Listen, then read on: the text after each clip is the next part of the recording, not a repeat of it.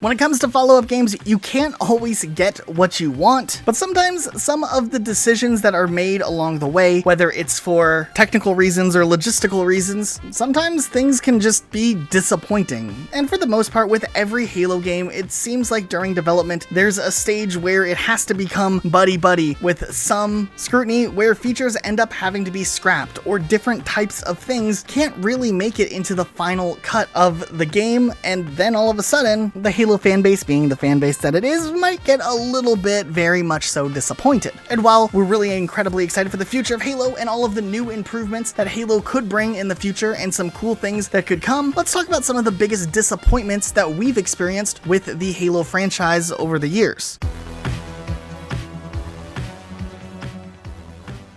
Not only will we be talking about our own personal, most disappointing things, but also some things that the community has said for years that we definitely can relate to. For instance, a good place to start is to look at Halo Reach's development, because back in the developmental phase, when there was the big reveal that the forklift would be drivable in Halo Reach, the Halo community collectively was absolutely hyped out of their mind.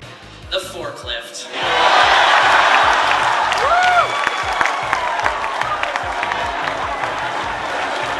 Because it was something goofy enough, but still practical at the same time, because the amount of possibilities as to what could happen in custom games alone with forklifts would 100% warrant its inclusion and all of the hype that was built up for it. Except for whatever reason, though the forklift was working in campaign, they never chose to include it in the Forge palette for Halo Reach, and thus the forklift was only usable in a few stages in the Halo Reach campaign. This was a major bummer to both the Forge and custom games community back in the day. But I do have to give credit to 343 with Halo Reach's release on the PC and the update to Forge mode on Master Chief Collection. Not only was the forklift resurrected, but a ton of other little vehicles that did make their way into the campaign but not into Forge were added into Forge, which was really cool to finally get to experience. Though there were other things about Halo Reach that also had some disappointing side effects with it as well. For instance, the scarabs in Reach definitely were not necessarily as fleshed out of an entity as they were in Halo 3, and it seemed like during development at one point, scarab battles would have played some sort of a role, though we never actually got to experience that in any form in Reach. Also, with the way that Reach's customization went when it came to different game types, we kind of had to say goodbye to that classic firefight experience, because when Reach let you just alter all of the settings, giving you unlimited lives, the style of gameplay that the collective Halo community leaned for was a much more faster-paced, unlimited lives approach rather than the ODST classic hold out and try to survive type firefight experience. Also, while Forge World was a great Forge map, it literally had every environment you could ever imagine. The one thing that I was a little bit disappointed in was the fact that we never really got new sceneries or settings to Forge maps in either. With Halo 3, we had Foundry and Sandbox, and a lot of people even were able to get real creative on some of the other maps too. It ended up making Forge World the only setting for any real custom games, and it would have been cool even if there was just a different skybox or something to look at every now and again. Halo 4 actually did change this, and that was one of the big changes that I actually didn't mind, despite some of the Forge issues that Halo 4 had. The most disappointing thing out of Halo 4, though, definitely was, as a fan of custom games and Forge, the change from Infection mode to Flood mode. Now, the idea of having Flood in a game type was so cool. However, in the process, it seemed like they completely lost sight of what Infection was or could have been about. Essentially, in the creation of Halo 4's Flood mode, they made it where the Flood cannot hold any weapons. They only can have this built-in sword-like thing in their arm, which completely made some of the most popular Halo Reach Infection game modes from over the years completely impossible. Not being able to have a zombie hold a gravity hammer, or do something like Duck Hunt and have the zombie have a sniper rifle, really did limit custom games completely. It seemed like a massive oversight that never really was addressed, and still to this day, I feel like that was such an odd decision to make, or oversight where they just completely missed out on something. Fortunately, it was changed in later Halos, but it was a pretty major disappointing setback. Also, the fact that Halo 4 didn't have any UNSC flyable vehicle was a bit disappointing. I remember before Halo 4 came out, there were toy leaks of the Falcon and the Hornet, and people were thinking the Falcon's going to be there, which which I thought was weird because technically I thought the Falcon was more of a Reach thing and that the Hornet would return after all of these years. Turns out we got neither. And then on Skyline, they showed the trailer off, which showed the Hornet on it, and people were getting hyped, but it was just a skybox thing, not even a flyable Hornet. We did get the Pelican in campaign, but it would have been cool to have something in the sandbox of multiplayer and whatnot. Also, while we could dive into the Halo 4 campaign, the one thing that I just kind of really wondered about, and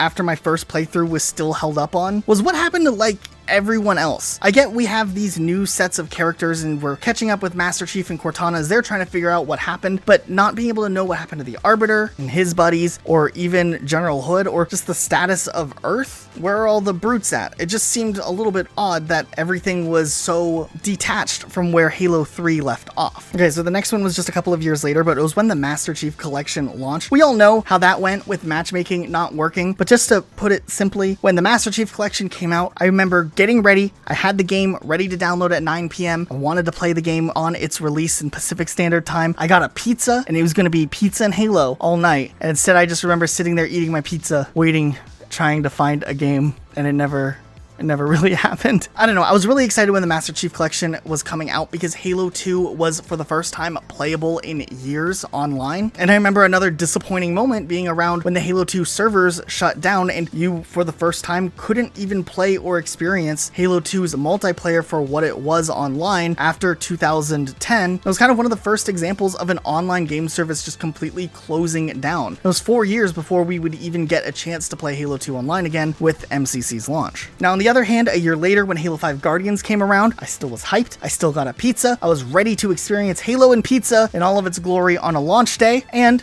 Halo 5 did have a little bit of a smoother launch, though it didn't launch with Forge mode or Big Team Battle, which seemed kind of like a big deal for a large portion of the Halo community. Also, the decision to cut local co-op and split screen mode out is still to this day one of the most disappointing things from the newer Halo games, because even if the newest Halo game is absolutely terrible, I want to be able to experience it in all of its terrible glory, at least with some of my friends. Also, we never got to see Snuggie Chief, which is pretty disappointing, I still think. Halo 5 did actually do some interesting things though, with kind of bringing the Arbiter back into the forefront, which was another thing that I remember people talking about way back when Halo 3 released, where the Arbiter, playing such an integral role to the story in Halo 2, was really de-emphasized in Halo 3's narrative. He does have a moment to shine towards the end, but he wasn't nearly as fleshed out or integral to the plot as he was in the original Halo 2 game that showed his character off for the first time. And maybe this was a reaction to some people's disappointment with the Arbiter's role in Halo 2 to begin with, but Halo 2, with the short amount of time that they had in development, definitely did have a little bit of a disjointed ending. It's not really an issue nowadays for players who experience the game now when you can jump to Halo 3 and see where the story continues, but the story abruptly ending with a cliffhanger ending, and with the Arbiter being kind of the last character you play as, definitely maybe felt like there was one last triumphant moment missing from the end of Halo 2. It's most likely that cut Warthog run that really would have tied a lot of Halo 2's ending together, or even that last little arc that was planned where we would have seen the Chief and the Arbiter work together on Earth. Like I said, it's not really that big of a disappointment nowadays because you could just jump onto Halo 3 and continue the story, but back then I can see how it was a big deal. Okay, and obviously I can't talk about Halo Combat Evolved too much, but I myself had played Halo Combat Evolved and Halo 2 back in the day with my brother occasionally, but I really didn't allow myself to dive in and experience each game in order until after I became more of a dedicated Halo fan around the time of Halo 3. So interestingly enough, while this likely wasn't an issue for most people who played the Halo games as they were released in order, I do have a unique perspective of going back in time and pointing out some of the things that were disappointing coming from a perspective of a player who's played the later games first. For instance, Halo 3, deployable cover, really fun to use in campaign, this massive shield that's just there. Going and looking at it in Halo Combat Evolved, I remember pausing there, looking at it briefly, like, wait, is this the same thing? Really? Okay.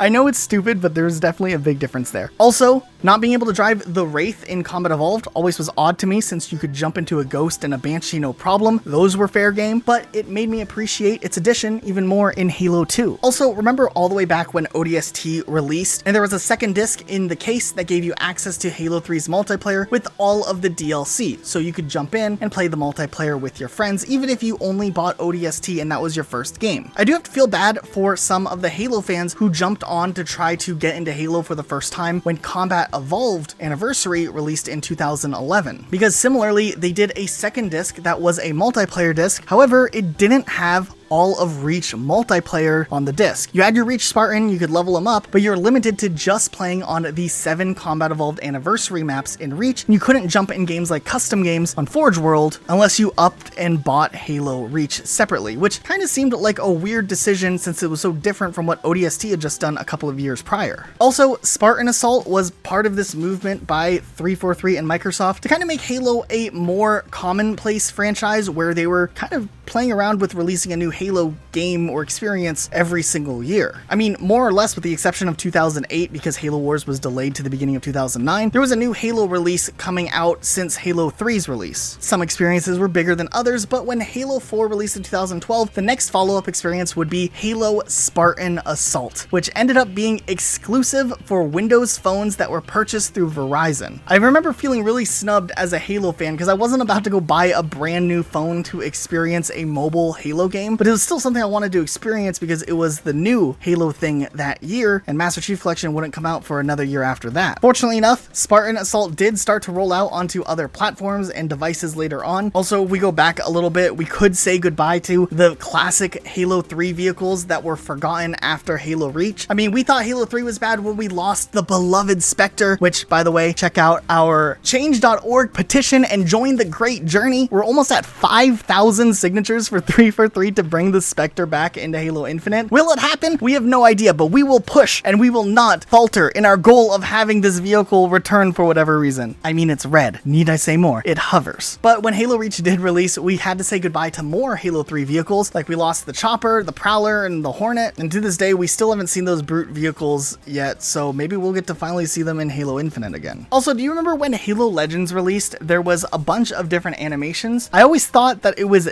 disappointingly inaccurate or just really bizarre that in the package, Dr. Catherine Halsey looks like this. I just felt like it was a really weird art decision, considering that story takes place at just a few years before Halo Reach, where Halsey looks like this. And another thing that's actually real recent for me is I started diving into some of the other smaller Halo lore experiences that I might not have known about, just to learn more and enjoy Halo for what it is. And one thing I fell in love with last year in the late summer was Hunt the Truth. I absolutely loved the way that was presented, the way the show was formatted, the voice acting was great, the talent was amazing, and season 1, all in all, from the perspective of the podcast and just the way that it was all put together, was so interesting. And after I binged listened to it, I jumped right into season 2, and honestly, was quite a bit disappointed by it. I felt like season 2 lost the charm that the first season had, where it was more centered in uncovering a mystery, and season 2 was trying to jump and be a big action story with these high tension moments. It almost felt more like an audiobook and less like this experience that broke the fourth wall and talked directly to the listener about some odd things going on in the Halo universe. I don't want to give away too much, but if you haven't listened to Hunt the Truth, definitely check out season 1. But did I miss a major feature that you guys thought was integral to Halo that was really disappointing? Let us know what you're thinking in the comments down below. Also, be sure to subscribe with notifications on for more videos just like this. We'll see you all next time with a brand new video.